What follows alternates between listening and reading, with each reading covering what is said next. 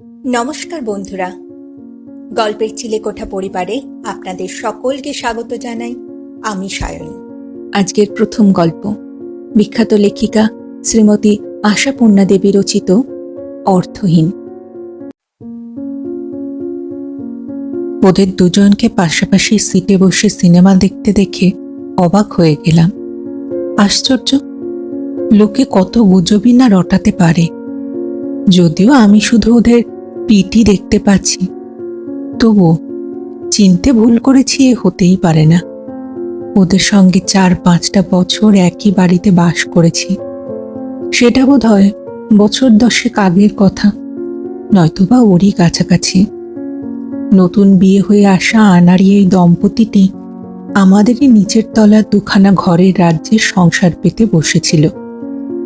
ঘর দুটো ভাড়া দেওয়া।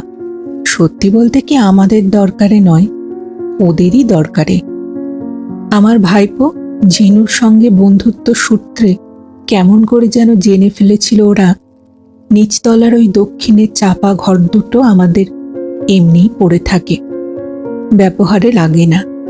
এসে ধরে পড়ল ছেলেটি, দিতেই হবে। ঘরণী জুটেছে কিন্তু ঘর জোটেনি, প্রায় একটা বেসামাল অবস্থায় কাটাচ্ছে। প্রেম ঘটিত বিয়ের ভাগ্যে প্রায়শই যা হয় আমাদের সমাজে, এ কুলে উকুলে কোনো কুলেই তেমন সমাদর সম্ভ্রমের ঠাঁই জোটে না। অতএব মান বাঁচানোর দায়ে ঘর করবার জন্যে ঘর খুঁজে বেড়ানো। ঘর দুটো দক্ষিণ চাপা হোক, তাই যথেষ্ট। ওদের কাছে আপাতত ওই স্বর্গ। দক্ষিণে হাওয়া তো ওদের নিজের মধ্যেই প্রচুর রয়েছে, তবে অনুভা ওই নিচের তলাটাই খুব কমই থাকত। যতক্ষণ অমলেশ বাড়িতে থাকতো শুধু ততক্ষণই। পালিয়ে আসতো দোতলায়, হয়তো সংসারের কোনো কাজ হাতে নিয়ে, সেলাই নিয়ে, বোনা নিয়ে, কোটবার জন্য কুটনো নিয়ে, কাঁকর বাছতে চাল নিয়ে। বলতো একা একা ভয় করে বাবা। আসলে বুঝতাম আমাদের এই সাজানো গোছানো দোতলাটা ওকে টানে। সুন্দরভাবে থাকবার ইচ্ছেটা ওর প্রবল। সেটা খুব স্বাভাবিকও, কারণ শুনেছিলাম অনুভা বেশ অবস্থাপন্ন ঘরের মেয়ে। কথায় কথায় প্রায়ই ওর মুখে সে কথা এসে পড়ত। বাবার ভীষণ ঘর সাজানোর বাতি, ওই নিয়েই মার সঙ্গে লাঠালাঠি। মা সবসময় বলবে, গেরস্ত ঘরে ডানলো পিলোর গদিতে কি দরকার? দরজা জানলায় এত দামি দামি পর্দা ঝুলিয়ে কি স্বর্গলাভ হবে তোমার? ও টাকা জমিয়ে রাখলে মেয়ের বিয়েতে কাজে লাগতো। ফিকে ফিকে একটু হাসতো অনুভা এরকম সময়। বলতো, বাবা বলতো, মেয়ের বিয়ের টাকা না রেখে কি আমি এসব করছি ভেবেছ? দেখোই না কি ঘটাটি করি। অনুর বিয়েতে এমন ফার্নিচার দেব, জামাই বেটার তাক লেগে যাবে। ওই রকমই কথা বাবার। তারপর একটু হেসে উঠত, বলতো, তা এমন বিয়ে ঘটল মেয়ের, বাবার কাছ থেকে লবডঙ্কা। এ হাসিটা যেন চেষ্টা করে জোরালো করত। আমি বলতাম, তা হোক গে, তোমার নিজেরই সব হবে দেখো, বাবার জামাই সব কিছু করবে, বাড়ি গাড়ি দামি ফার্নিচার। তাতে কিন্তু অনুভা অবিশ্বাসের হাসি কখনো হাসেনি, কখনো হতাশার কথাও বলেনি। বরং সৌৎসাহী বলতো, আমিও তো তাই বলি ওকে, না হবার কি আছে? মানুষই তো করে সব। আমার বাবা কি? বাবার তো কিছুই ছিল না, বাবা তো সব নিজেই করেছে। ও কেবল হেসে উড়িয়ে দেয়। আমি কিন্তু বিশ্বাস রাখি। তাছাড়া আমি নিজেও কিছু করব। বিয়েটা অবশ্যই পাশ করা হয়ে ওঠেনি, তাতেই কি? কত রকমের চাকরি আছে জগতে। মেয়েদের জন্য আজকাল অনেক দরজা খোলা।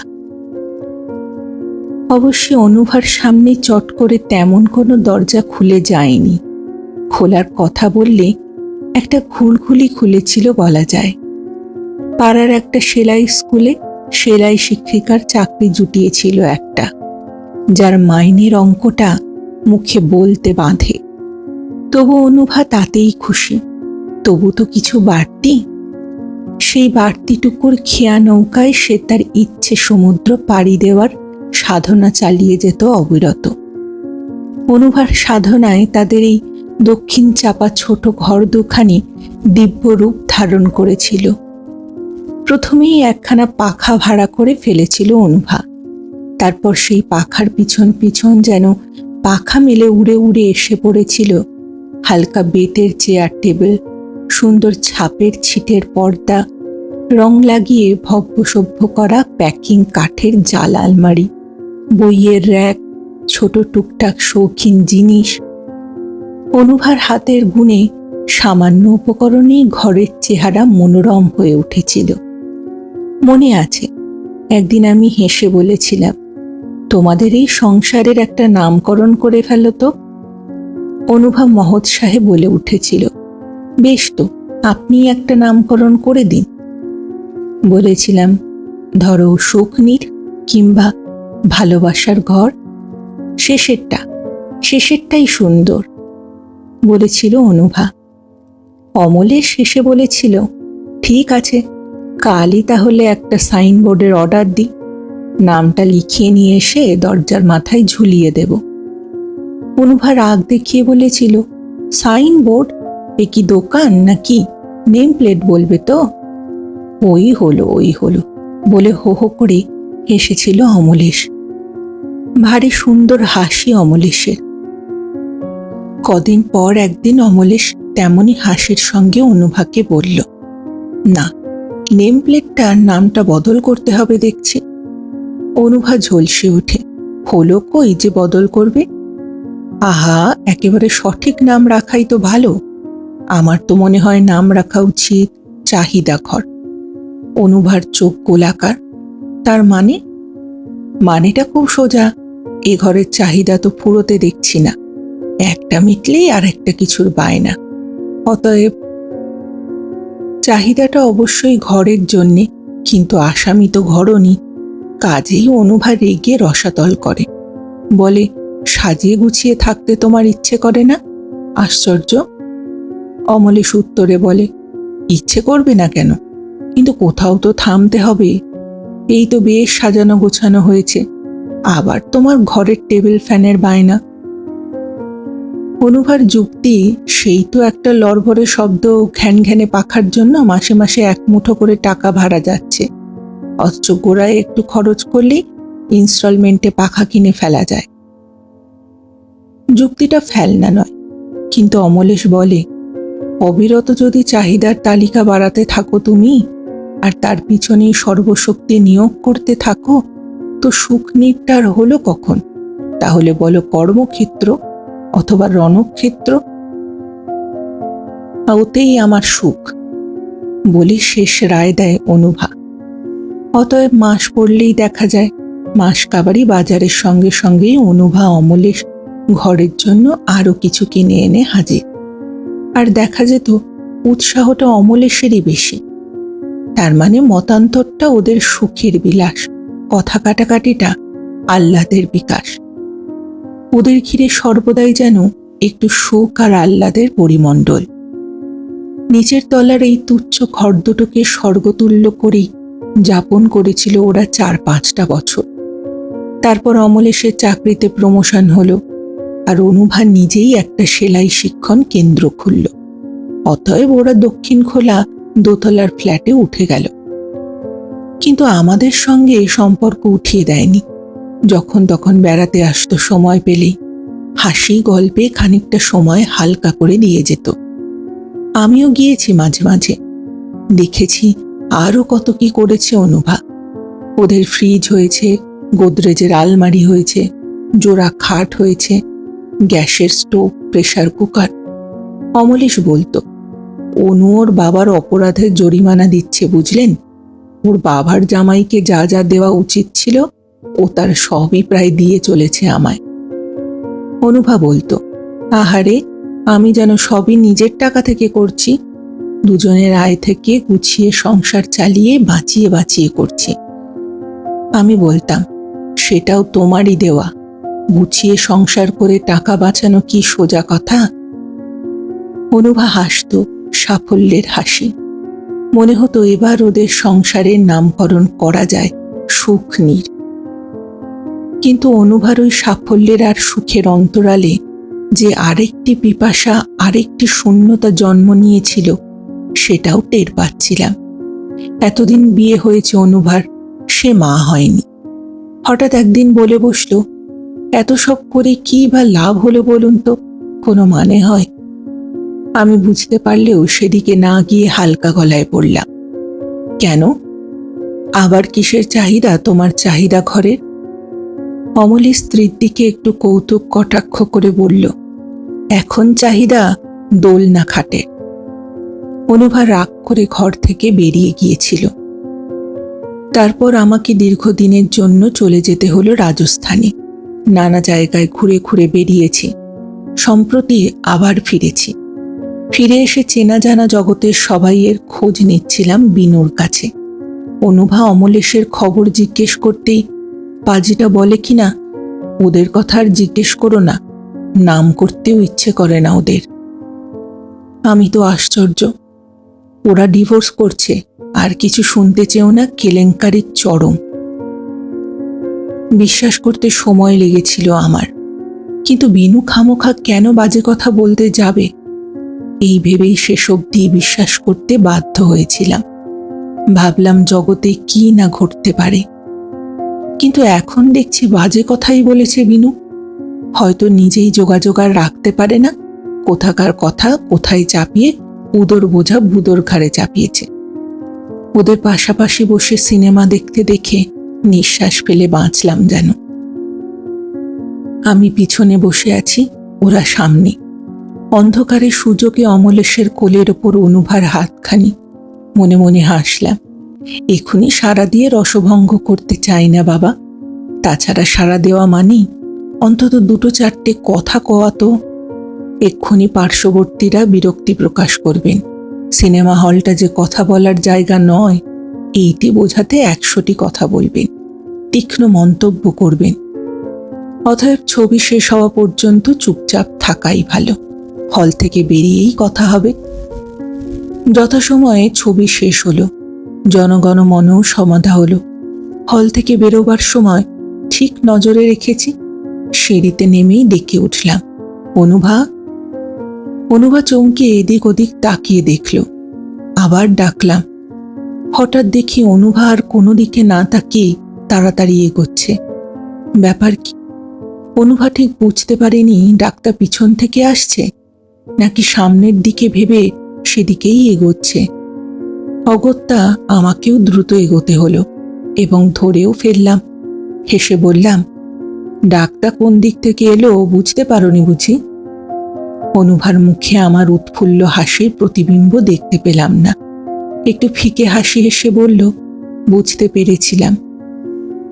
অনুভার মুখটা শুকনো, রংটা মলিন, চোখ দুটো নিষ্প্রভ। কোনো শোকের ব্যাপার ট্যাপার নয় তো? বেচারির বাবা কি মা হয়তো। বললাম, কোথায় আছো এখন? সেই ফ্ল্যাটটাতেই, না আবার বাসা বদল করেছ?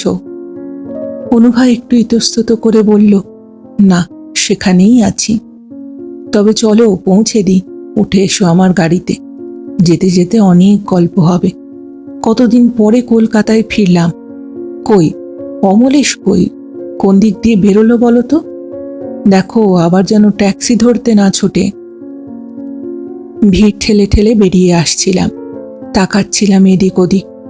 অমলেশ হঠাৎ চোখ ছাড়া হয়ে কোন দিকে গেল। অনুভা কিন্তু চলেছে নির্বিকার। আমার গাড়ির কাছে এসে পড়ে ব্যস্তভাবে বললাম, কোন দিকে গেল অমলেশ?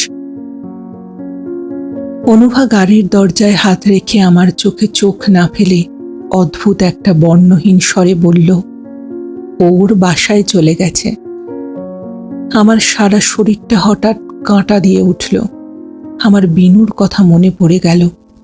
কিন্তু তাহলে এই একত্রে সিনেমা দেখা, অন্ধকারের সুযোগে কোলের ওপর হাত রাখা, এটার রহস্য কি?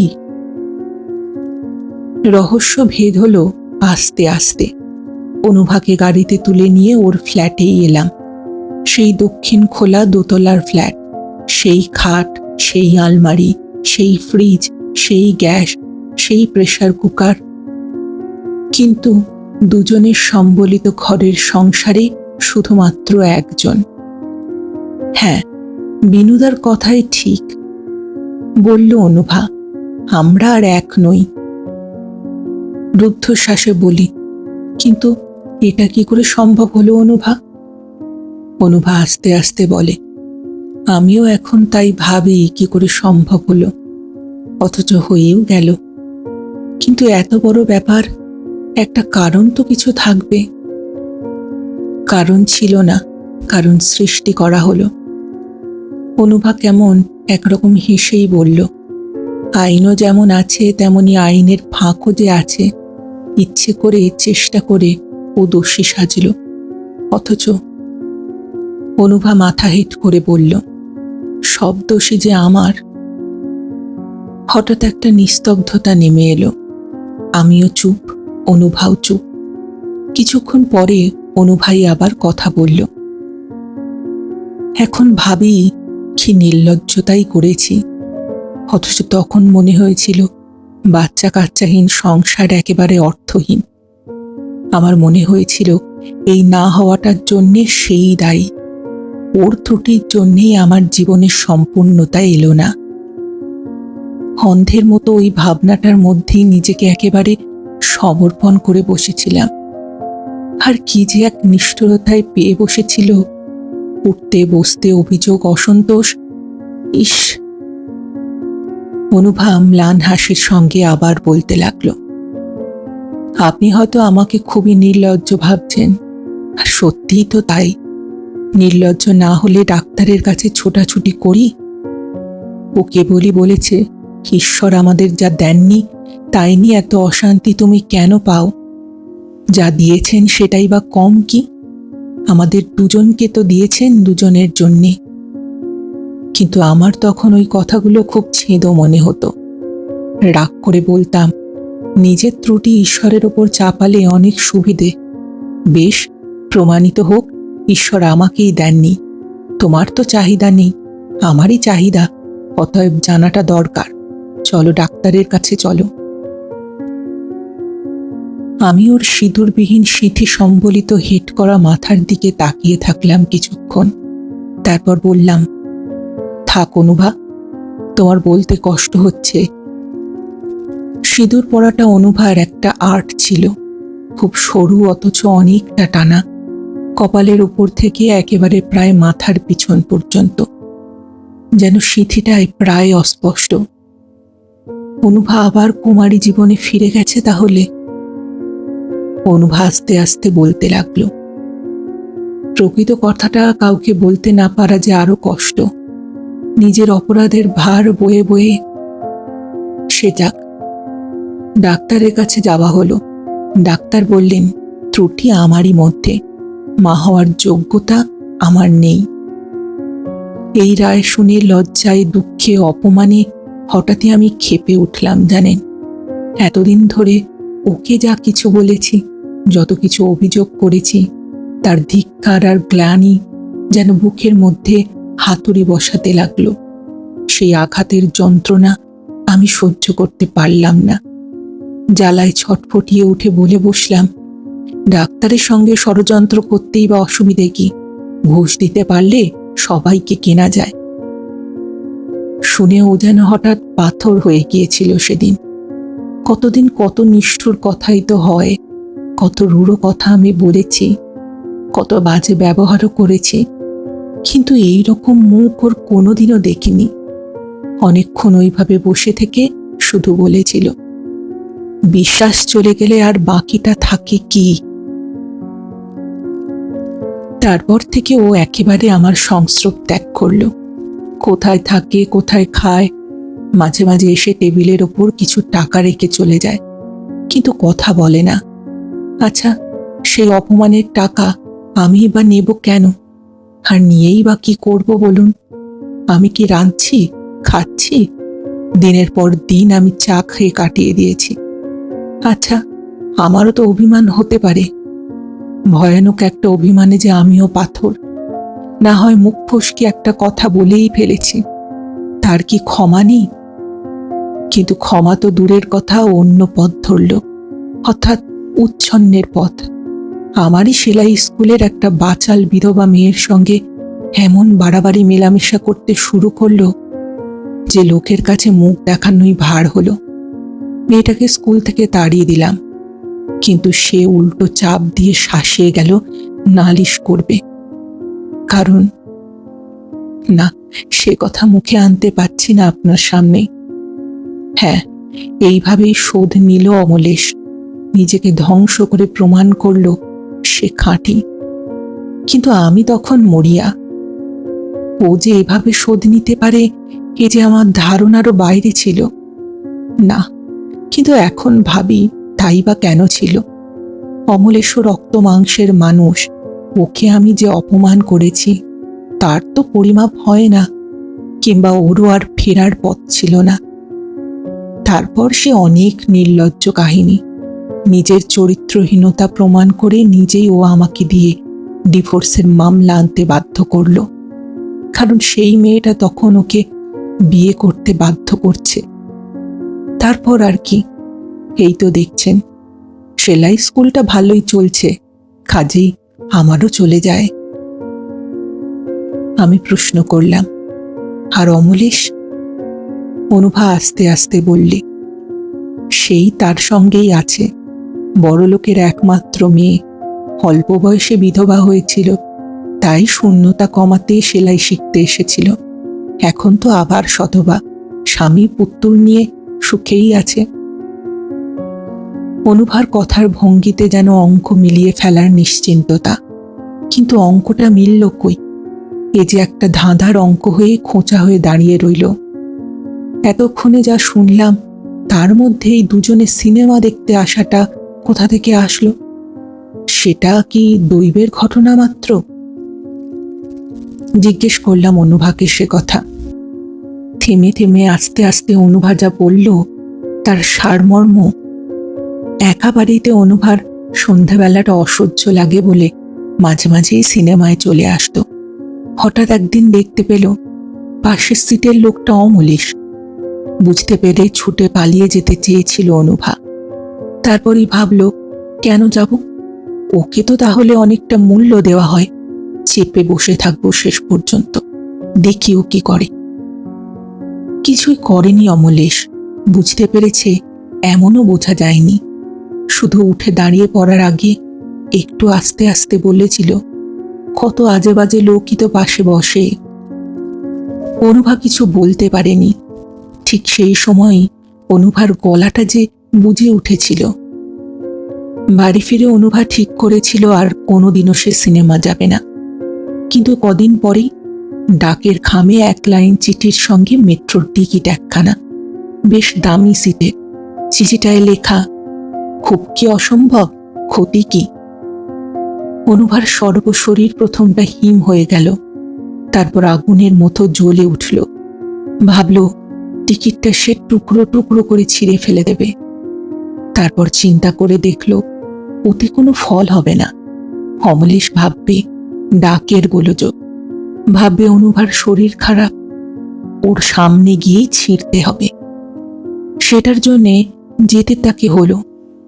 কিন্তু হলের দরজার কাছেই অমলেশ অনুভাকে দেখে তার ভার মুখটা এত উজ্জ্বল করে উঠল যে ঠিক সেই মুহূর্তে চিঠিটা ছেঁড়া যেন বোকার মতো লাগবে বলে সে ছিঁড়তে পারল না।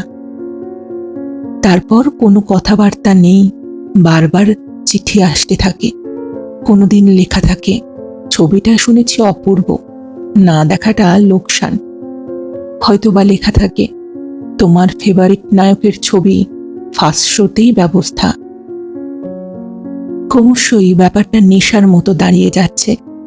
ক্রমশ কলকাতার সব হলে চেনা হয়ে যাচ্ছে। অনুভার দেখা হয়ে যাচ্ছে সব ছবি, ইংরেজি বাংলা। তবে অনুভার বাসা থেকে খুব দূরের পাড়ায় অথবা গোলমেলে পাড়ায় হলে চিঠিতে থাকে, গড়িয়াহাট ব্রিজের ডান দিকে অপেক্ষা করো, এ হলটা খুঁজে বার করা তোমার পক্ষে শক্ত। গড়িয়াহাট ব্রিজটা অনুভাদের বাসার নিতান্ত নিকটে। নতুন কোনো ছবির সন্ধান না পেলে মাঝে মাঝে উত্তর কলকাতায় চলে যায় তারা, থিয়েটারে। ওই অঞ্চলে চেনা জানা কেউ তেমন নেই বলেই তারা বসতে পারে নিশ্চিন্তে, দামি সিটে বসে। অমলেশের এখন চাকরিতে অনেক উন্নতি হয়েছে। প্রথম প্রথম ফিরবার সময় অমলেশ খানিকটা পথ একসঙ্গে এসে কোনোখানে ছেড়ে দিত তাকে। অনুভাকে এখন সে প্রায় দরজা পর্যন্তই পৌঁছে দিয়ে যায়। বাড়ির মধ্যে ঢোকে না যদিও কোনোদিনও। অমলেশ কোম্পানি থেকে এখন একটা ছোট গাড়ি পেয়েছে নিজের ব্যবহারের জন্যে। অফিস ফেরত নিজস্ব জগতের পর্ব সেরে রাত করে বাড়ি ফেরাই ওর রীতি। ড্রাইভার নেয়নি, নিজেই চালায়, অতএব ওর গতিবিধির ওপর ওর নিজেরই হাত। কিন্তু আজ আপনাকে দেখে একটু তাড়াতাড়ি পালালো। একটু হাসির মতো করে বলল অনুভা, যেন কোনো ছোট ছেলের দুষ্টুমির কথা বলল কৌতুকের ভঙ্গিতে। আমি ওর মুখটা কিন্তু দেখতে পাচ্ছিলাম না, ওর ঘাড়টা জানলার দিকে ঘোরানো ছিল। আমি ওর সেই অলংকারবিহীন ঘড়িটার দিকে তাকিয়ে আস্তে আস্তে বললাম, অনুভা, এর এখন মূল্যই বা কি, মানেই বা কি? অনুভা হঠাৎ খুব হালকা গলায় জবাব দিল, মানে তো কিছু নেই, মূল্যও কিছু নেই এখন। মাঝে মাঝে এক একটা সন্ধে একটু ভালো কাটে, এই আর কি। এখন আমি অনুভার মুখটা দেখতে পেলাম।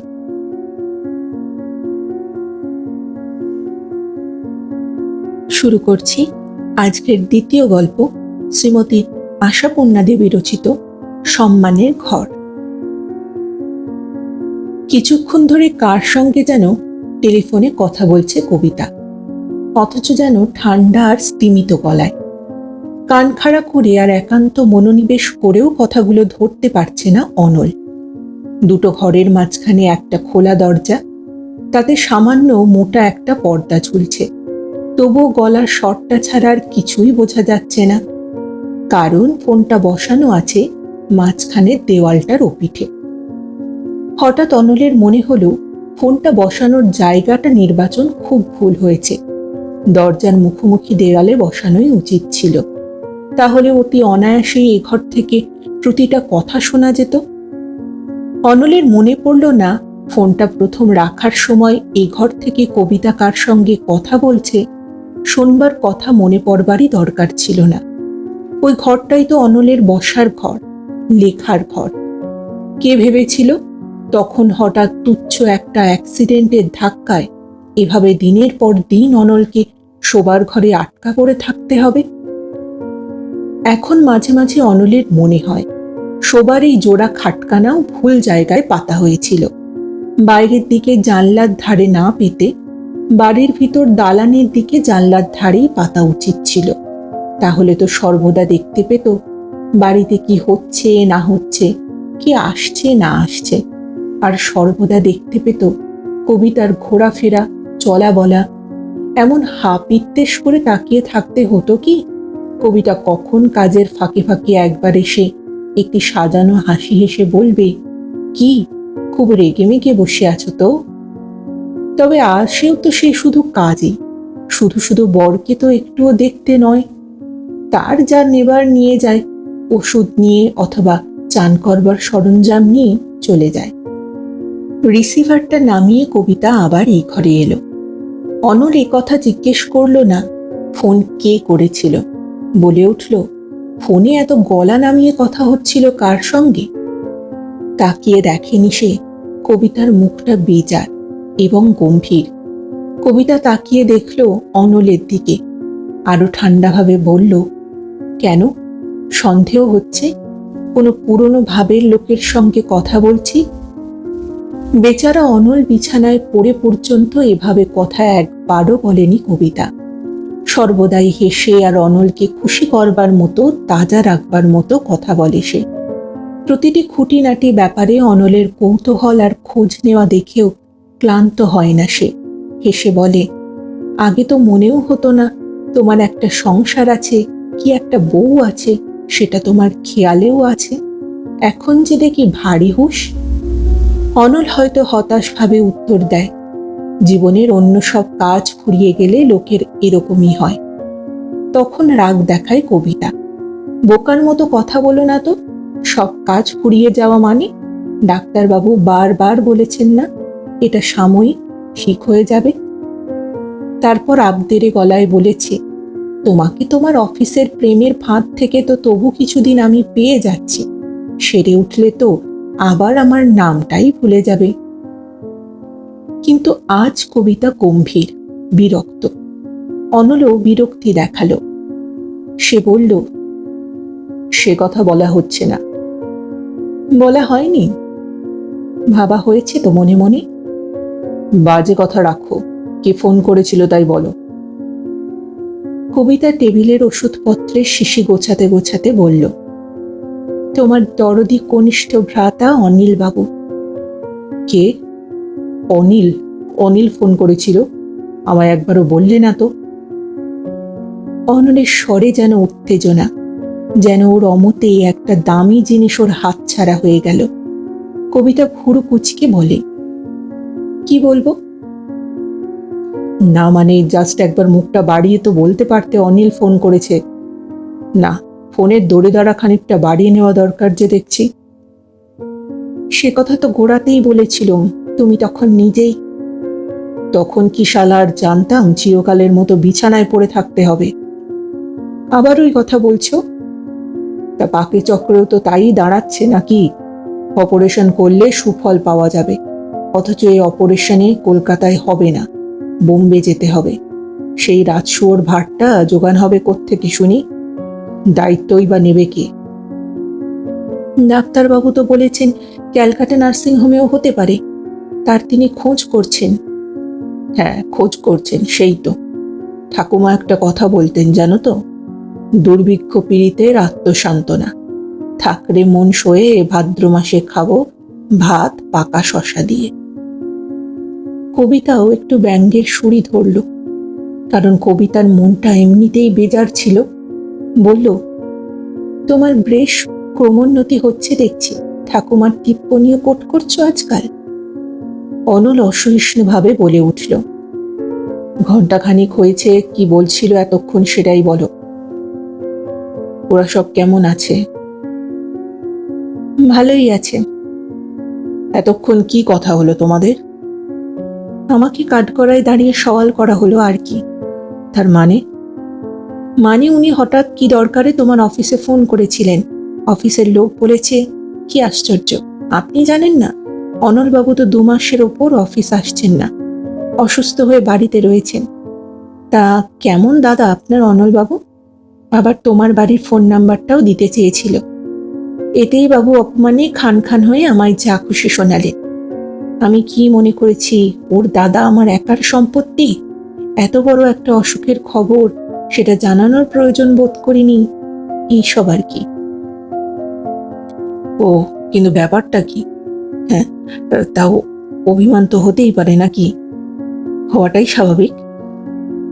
তা বারে বই কি, সত্যি তো ওকে একটু খবর দেওয়া উচিত ছিল বই কি। কবিতা কি ফেটে পড়বে, চেঁচিয়ে উঠবে, বলে উঠবে, ও যত উচিত কর্তব্য শুধু আমারই? না, কবিতা তা করে না। কবিতার রক্ত বরাবরই ঠান্ডা। কবিতার মাথার মধ্যে আচমকা বিদ্যুৎ জ্বলে উঠলেও কন্ট্রোল সুইচ ঝপ করে সেটা বন্ধ করে দিতে পারে। যখনই বাড়িটায় সবাই ছিল, ছিলেন অনলের মাও, সে আশ্চর্য মহিলাটি কি অনায়াসেই তার বড় ছেলে আর তার বউকে, না তখনও মেয়েটা জন্মায়নি, নিতান্ত নিষ্পরের কোঠায় রেখে ছোট ছেলে আর তার বউ মেয়েকে আপন হৃদয় কক্ষে ঠাঁই দিয়ে তাদেরকে সমস্ত ঝড় ঝাপটা থেকে আড়াল করে রাখতেন। ব্যাপারটা দেখবার মতো ছিল। অবশ্য নিষ্পরের কোঠায় রাখলেও কবিতা সম্পর্কে তিনি সম্পূর্ণ উদাসীন ছিলেন না। প্রতিপদে তার উচিত অনুচিত বোধের সমালোচনা করতেন। প্রতিক্ষণ অনায়াসেই বলতেন, ছোট বৌমার কোলে কচি, ওকে সংসারের কাজের দায়িত্ব দিলে চলবে কেন? যে ডান্ডা খান্ডা বাঁচা মানুষ, তারই তো উচিত সব দিকে তাল দেওয়া। কবিতার একটু বেশি বয়সেই মিতু জন্মেছিল, সেই সুযোগটি নিতে ছাড়েননি সেই মহিলা। কবিতা ভেবে পেত না একই মানুষ একজনের কাছে স্নেহ নির্ঝরিণী আর অন্যজনের কাছে রুদ্রাণী। ভেবে পেত না কেন ওই উদ্ধত মুখরা আয়েশি আর লাজ লজ্জাহীন ছোট বৌমাটিকে দেখতে দেখতে তিনি স্নেহে বিগলিত হতেন, আর তোয়াজে তৎপর হতেন, আর চিরসহিষ্ণু শান্ত কর্মঠ সেবাপরায়ণা আর প্রায় নির্বাক বড় বউকে এত বেজার নজরে কেন দেখতেন। কবিতার ভুলক্রমের 1 আনা ত্রুটি 16 আনা হয়ে ওঠে, আর সোমার অহরহর 16 আনা 1 আনা হয়ে যায়। এর নামে কি স্নেহান্ধ? কিন্তু অনল, সেও কি তার মায়ের মতো ওই একই দিকে স্নেহান্ধ? না হলে কই, অনলের মুখে তো ভাই ভাই বউ সম্পর্কে এতটুকু সমালোচনা শুনতে পাইনি কখনো। অনিল দাদা থেকে অনেক বেশি রোজগার করে বলে, নাকি সোমা বিত্তবান বাপের একমাত্র মেয়ে বলে? কবিতার বাবাও অবশ্য দিনহীন নয়, কিন্তু কবিতার দুর্ভাগ্য যে তার বাপের বাড়ির সংসারটা কবিতার সৎমার সংসার।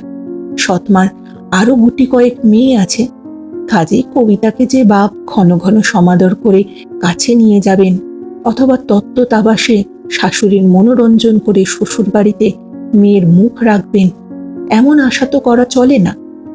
বিয়ে হওয়া অবধি কবিতার এখানেই স্থিতি। কবিতাকে তাই সবই মেনে নিতে হয়েছে। তবু ভেতরের ক্ষোভ, অভিমান এগুলোকে কি একেবারে মুছে ফেলা যায়? রোজগারের তারতম্যে মায়ের কাছে 2 ছেলের মূল্যের তারতম্য তবু বোঝা যায়, কিন্তু এই জায়গাটায় অনল কবিতার কাছে দুর্বোধ্য। সেই কি মাতৃ মনোভাবে অনুপ্রাণিত? কর্তব্যবোধের বালাইহীন ছোট ভাই একটু ফোন করে দাদার খোঁজ নিয়েছে বলে কৃতার্থ বোধ করবে সে, এবং নিজের ত্রুটির দিকটার পাল্লাই ভারী করে দেখবে? মেজাজ সামলে রাখা শক্ত হচ্ছে। কবিতা বলল, উচিত ছিল। তো সেটা তুমি মনে করনি কেন? হুকুম করলেই উচিত কর্তব্যটা করে ফেলতো। আশ্চর্য, বাঁকা কথা কওয়াটা যেন তোমার একটা স্বভাব হয়ে দাঁড়িয়েছে। অন্যের মুখে খবরটা শুনতে হলো ওকে। তাছাড়া যেভাবে কথা বলেছে, যাক, ব্যাপারটা যে বেশ সিরিয়াস সেটা বলেছ তো? ব্যাপারটা ঠিক যা তাই বলেছি, বাড়তি কিছু বলতে যাব কেন? অদ্ভুত, বাড়তি বলার কথা কে বলতে বলেছে? যা ফ্যাক্ট সেটা বলবে। ফ্যাক্টই তো বলেছি বাস থেকে নামতে গিয়ে হঠাৎ হুমড়ি খেয়ে পড়ে যান, আর ঠিক সেই সময় একটা সাইকেল পায়ের ওপর দিয়ে চাকা চালিয়ে দিয়ে চলে যায়। ফলে পায়ের গোছের কয়েকটা টিস্যু ছিঁড়ে গিয়ে তোমার দাদার আর দাঁড়াবার ক্ষমতা হচ্ছে না, বিছানায় থাকতে হচ্ছে। ব্যাস, আর কিচ্ছু বললে না? আর কি বলবো? আশ্চর্য তো। না মানে কি কি চিকিৎসা হয়েছে, ডাক্তার প্রথমটা শিগগির ঠিক হয়ে যাবে বলার পরেও এখন হাসপাতাল থেকে ফেরত দিয়ে বলছে অপারেশন দরকার, সে অপারেশন বোম্বে ছাড়া হবে না, এসব বলনি? না, অত কিছু বলা হয়নি। ও, কিন্তু কথা তো অনেকক্ষণই চলছিল।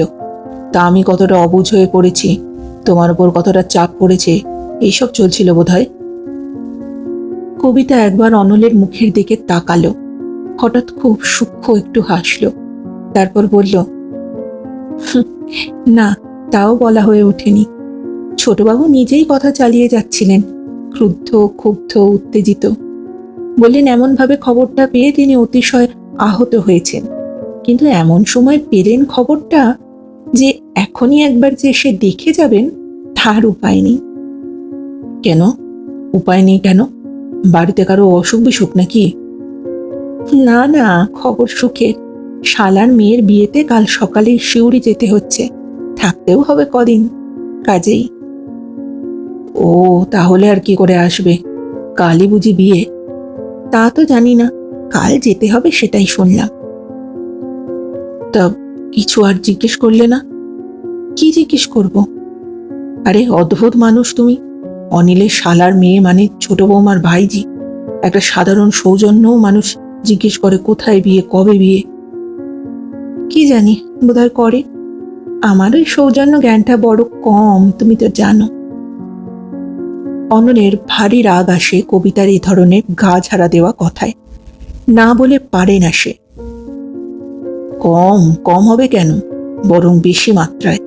বাসন মাজুনির ঘরের সুখ দুঃখের খবর নিতে তো তোমার খেয়াল হয়, আসলে ওদেরকে তুমি একদম পরের মতো ভাবো। ভুলে যাও অনিলের সঙ্গে আমার সম্পর্কটা কি। আসলে কি হলো? আসলটা বলতে গিয়ে থামলে যে বড়। কিছু না। তবে থাক, আমার শুনেও আর কাজ নেই বাবা। আসলটা শুনতে গিয়ে যদি নিজের স্বরূপটা বুঝে ফেলি। দুধ এনেছিলাম, জুড়িয়ে গেল। যাই, খেয়ে নিও তুমি।